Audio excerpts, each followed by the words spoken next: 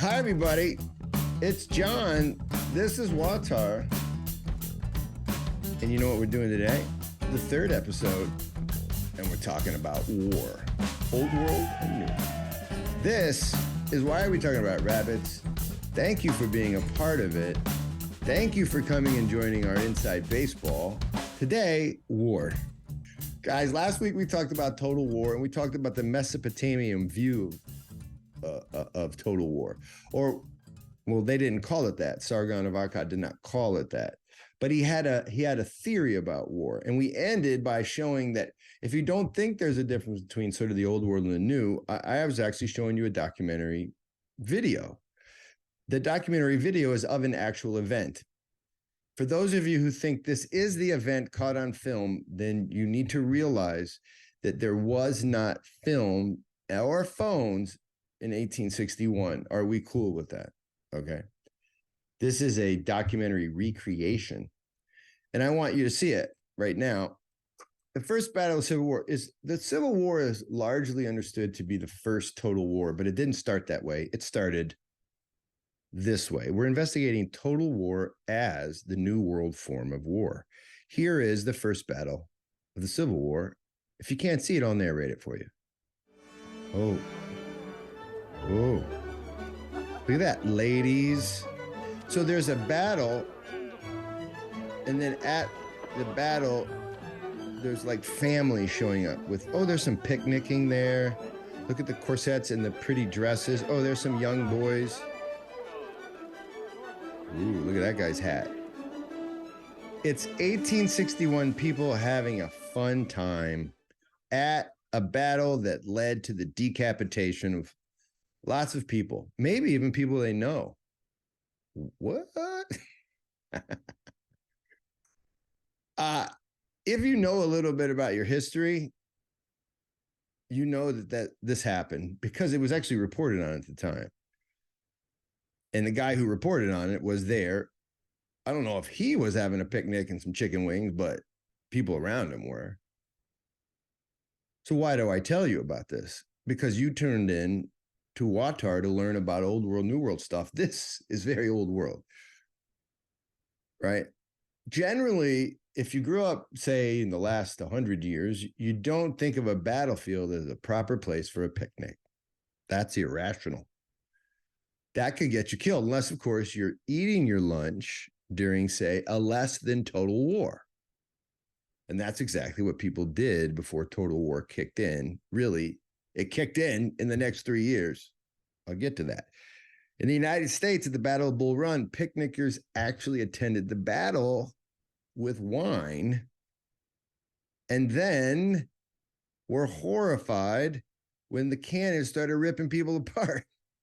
But the thing to note here is that they didn't get shot at. And the picnickers and the kids who were watching felt safe there. Because contrary to what you might be taught about modern people, it's not like we're smarter, okay? At every battle that ever was, nobody wants to get killed. They're fighting to kill someone else and hope they don't get killed. And so if you went out to a battlefield, the expectation is to kill. And maybe you think you'll get killed, but it's really not a hope. And these women were at the battlefield. So what's going on? They felt safe because they knew their soul, their nature to be different than the nature of those fighting. You see, that part of reality, women were not intended for. The other part of reality, flying bullets and purposeful death inflicted by men. That's a battlefield. And women felt safe enough to go out near the battlefield, just not on it. They felt safe. They knew non-combatants would not get shot at least not willy-nilly. That's not total war thinking. No, I should say differently, because I think every war is total war, but we'll get to that. That's not Karl von Clausewitz's, Hitler's, Stalin's, FDR's, Truman's, Tecumseh Sherman's idea of total war. That's not what that is. this kind of subdued fear by non-combatants, you can see it in other places too. This is an account from Samuel de Champlain, the explorer. He was in a battle with the Iroquois, and he was fighting alongside the Algonquin. Okay, this is in the 1700s, right? And he writes, quote, "The Native Americans had highly ritualistic and governing rules, strict rules for war." He goes on, "The two groups met on the shores of Lake Champlain and negotiated the time in which the battle would take place." He then goes on to say, "The Native Americans decided to wait until a day recognized by one another, and a day that would not be too hazy or rainy. And they chose a place to fight in this good weather." Then he adds, "After the battle, the entire night was spent in dancing and singing, with the two opposing Indian camps finishing the battle by shouting an infinite number of insults back and forth at one another. Like, try again, whizzed by my ear. Face. Do you think that Algonquin said face, in your face?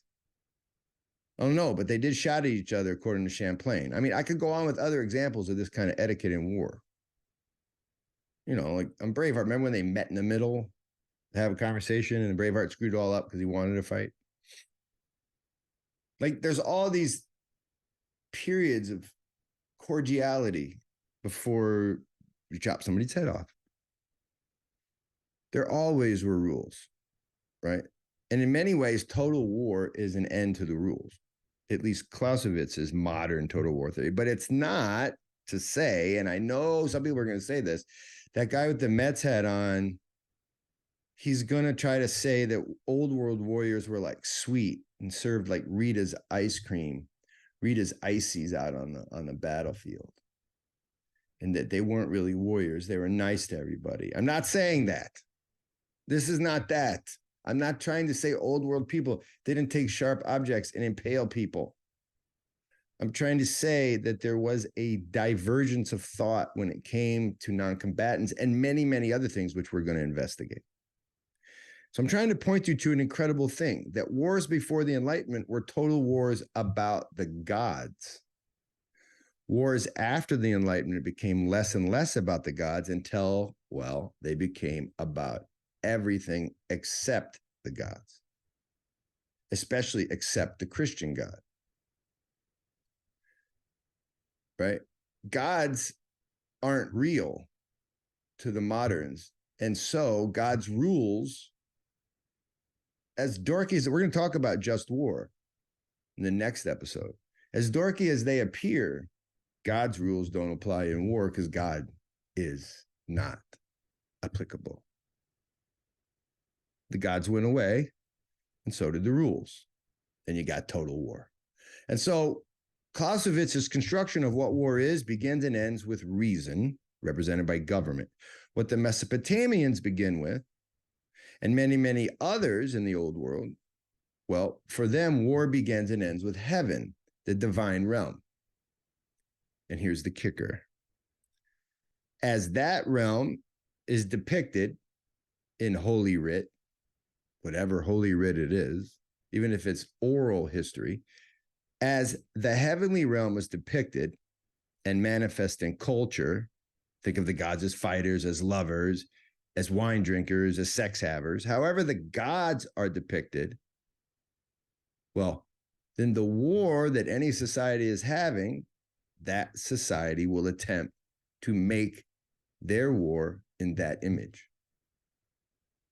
They will try to make whatever war rules there are in that image, and they will try to the best of their ability to create that image on earth when the war is over. That's often actually the reason for the war. War will always be an attempt to make heaven on earth, to bring the godly good things to earth. Hitler did this. Like, no, he didn't. Yeah, he did. His image, his vision of goodness was clearly a eugenics-based nightmare. Oh, wait, no, it wasn't a nightmare. It was heaven. It was a nightmare for maybe you, maybe me, because that's an ugly, ugly heaven. Stalin did this.